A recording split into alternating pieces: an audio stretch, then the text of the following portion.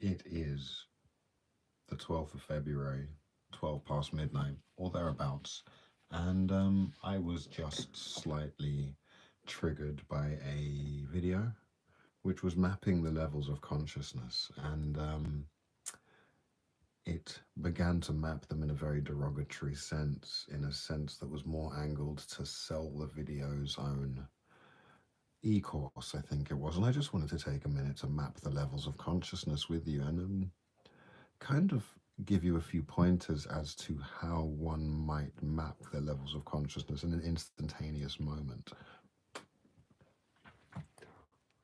you know? So, as I like to teach people or talk about it, there are 12 observable levels of consciousness that we move through, but also settle into, you know? Um, the first is the individuated or singularity complex, whereby we are in the first degree of consciousness. And you'll be able to tell that someone is in the first degree of consciousness because they speak with a lot of I statements, and they often perceive all things in relation to themselves, if that makes sense. You know, this can lead to victimhood, territorialism, lots of other phenomena that come with being individuated. But mostly you'll know them and be able to map them and map the thoughts that you're having as singularity thoughts or first dimensional thoughts as the ones that begin with I and focus only on your experience. In the second dimension, we have the capability complex, whereby people are, how do I say, consciously aware of their influence or the influence that energetic transfers are having on them or the influence that they can have over energetic transfers. Often talking about things that they want or can do or do, how do I say, more involved in the active process of what it is that they would like to actively engage in.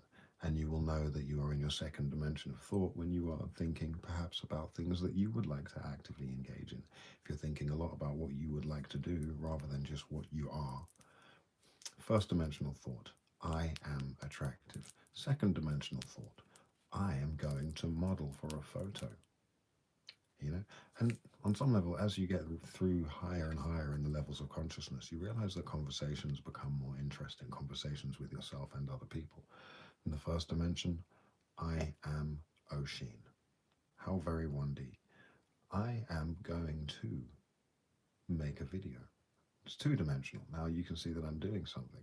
You know, in the third dimension, people will often express appreciations for things that are. Does that make sense? You can say that you like something.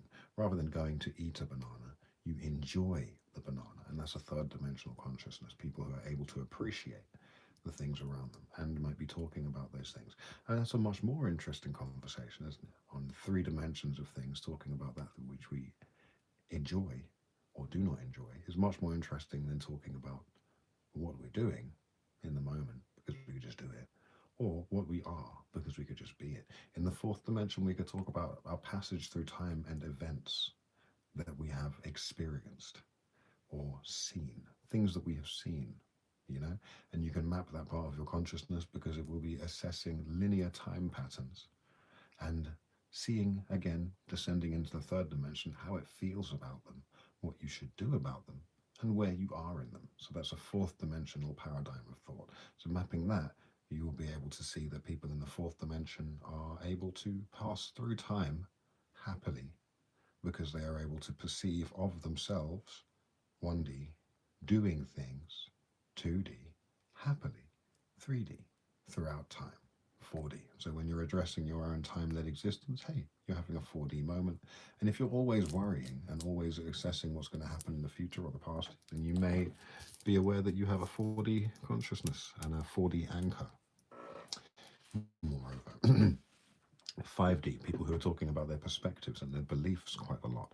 People who are rooted in the idea that their beliefs, sorry, And ideals and ideas structure the nature of self, and often those people are connecting with other people's ideas and other people's thoughts. They can be quite rigid in the idea that their ideas are right, but that's only in a 5.1 degree consciousness, because after 5.1, you begin to realize that your ideas are influential and influenced by other people's, and that we've never really had an original thought. So if you're interested in ideas and much less the self, you might find that you are anchored in the 5D. In the sixth dimensional realm, we have causality, whereby if you're thinking about doing things quite a lot, and I don't mean, going to eat a sandwich, but if you're thinking about structuring events and making things happen in a perpetual way that affects the world, then you might be thinking in sixth dimensional consciousness. Sixth dimensional consciousness can be mapped by its proximity to decision. You know, usually the difference between second dimensional and sixth dimensional um, consciousness in terms of activity is that sixth dimensional consciousness takes a bit of planning, and if you're planning something, then you are entering sixth dimensional consciousness, because to take time to make cause is a sixth dimensional devotion, which will ascend you into the seventh dimension of effect. And people who are, how do I say, effective, or people who are in the affective realm, are often seen to be talking about or thinking about the way to do things and how to interact with everything around them in a way that influences. So you might talk about people saying, I want to, how about this? When somebody says, I think I'm going to go to see a therapist to address my eating disorder. That's a seventh dimensional decision that they are using themselves to reflect against the outside world, and thereby make an extra, how do I say, an exported decision on top of their own activity. So I'm going to inform myself with the outside in order to achieve my goal, a seventh dimensional aspect. And in that sense, people who are rooted in the seventh dimension will often find, or you may find, that you are always looking for the way to get things done, and always in the solution rather than the problem. You may be in the problem quite a lot of the time, and that might mean that you have a negative anchor in the sixth dimension, and you're constantly looking at, the worried about. But how do I say, interdimensional transcendence is about taking your foot out of the mud and onto the platform of the dimension that you're in. So in the eighth dimension, we have people who are talking about emotions and the resonances around them. We often have empaths, or people talking about the emotions of the people around them, or talking about how music made them feel, rather than whether or not they like it. In the eighth dimension, people mostly like everything because they just enjoy resonance and feeling. But it's how it made you feel that's important. And if you're interested in the intricate nature of emotion and the dance of nuance and energy and resonance, then you may well be resonating in an eighth dimensional aspect and anchored to the eighth dimension. It's kind of hard to be anchored in the eighth dimension. But if you're 8D, you get me. In the ninth dimension, we have the conscious realm, in which point in time we are discussing and we are reflecting upon inside ourselves what it is best to be. Now, this can often be in a state of self-judgment, as in, how do I say, how do I build myself into a better sense of myself? Or this can be in a sense of praise, as in, reflecting on the properties of Christ and trying to bring ourselves into a more Christ-like nature. But when we reflect upon what it is best to be, we are reflecting in the ninth dimensional cause, in the ninth dimensional aspect, and we are taking on a ninth dimensional complex of conscious integration, and so how do I say, in order to perceive a ninth dimensional being, or awaken your own ninth dimensional inner sight, begin to consider, or listen to people who do consider, the nature of best self and how to climb into one's own best aspect of being. It might not be right, I mean, you have ninth dimensional demons.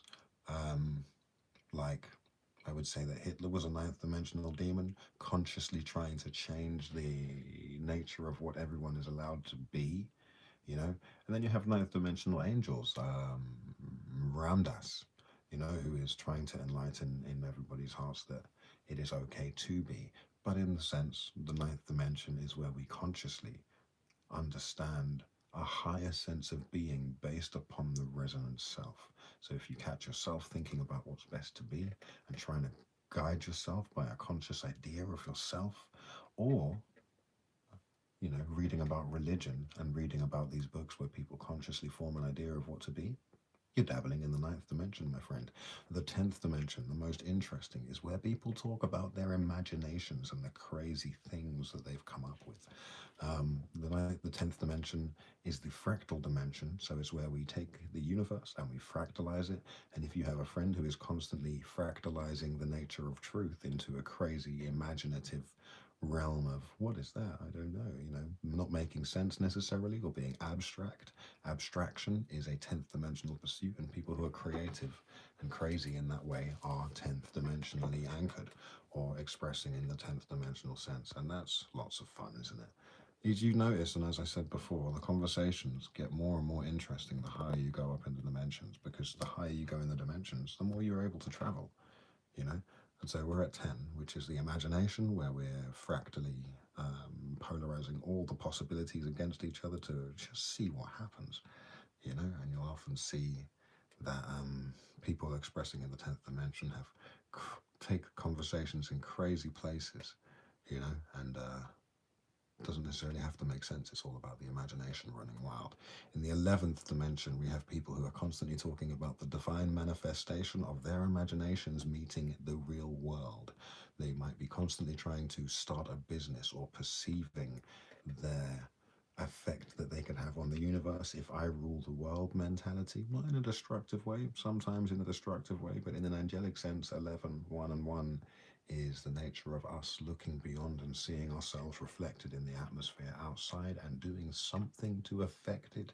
In a sense, how do I say, it's like the 7th dimension, but with absolute cause and devotion imbued by the nature of imagination and self. In the 7th dimension, just trying to make an effect based on what's outside, healing.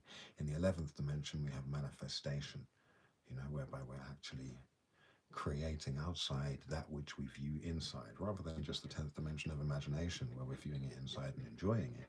It's the 11th dimension of manifestation where we are making it happen outside. And in the 12th dimension, we have evolution. People who are anchored in the 12th dimension will often be talking about, the most efficient way to become that which it is we hope to be. Not just consciously imagining it. In the 9th dimension, you've got religions, but in the 12th dimension, you have scientific intrigue, engagement, spiritual devotion, and actual evolution. Okay?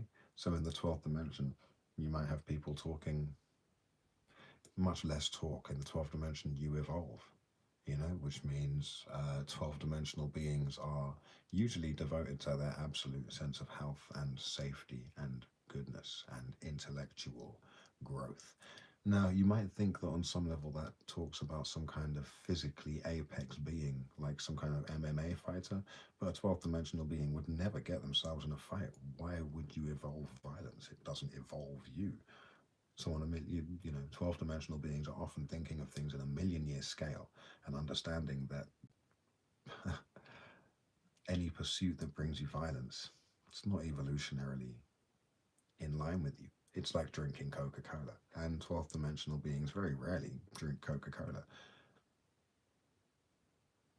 Yeah, none of them are disagreeing, but anyway, that's me and my schizophrenic mind.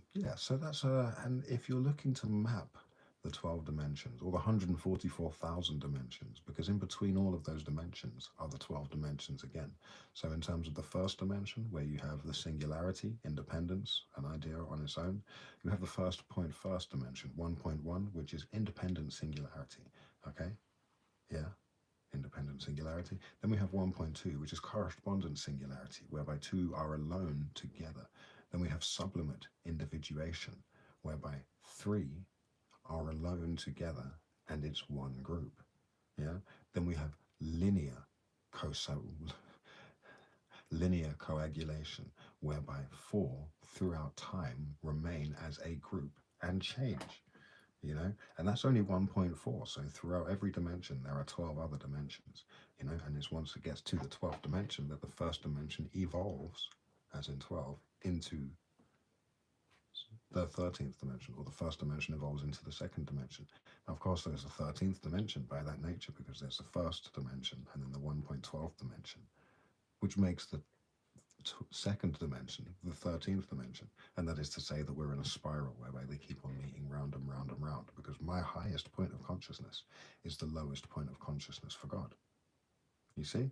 And so, interestingly enough, mapping these things is usually about whether or not you're thinking about yourself, your environment, your appreciation of your environment, how to persist throughout time, whether or not your perspective is positively moral or negative, whether or not other people's negative perspectives are moral or negative, whether or not you can accept them as moral or negative, whether or not you are emotionally able to understand and reconcile with the rest of your universe, whether or not you know who you are.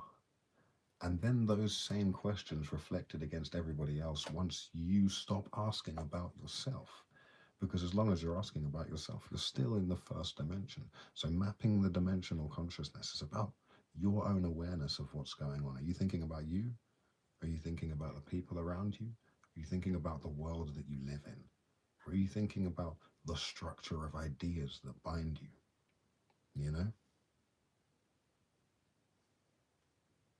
It was a nice talk. Thank you.